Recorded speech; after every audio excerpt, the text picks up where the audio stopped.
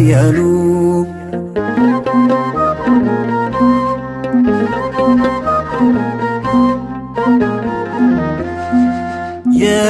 የሚቀጣጠለው እሳት አንተን ይፈራል።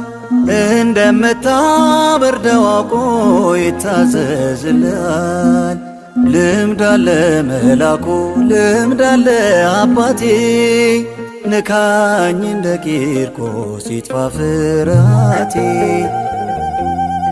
አለ ገብርኤል ከተናቁት ጋራ አለ ገብርኤል ከተገፉት ጋራ ወደ ዓለም ነበልባል በግፍ ለሚጣሉ መሃል ትገባለህ ገብርኤል ኃያሉ መሃል ትገባለህ ገብርኤል ኃያሉ አለ ገብርኤል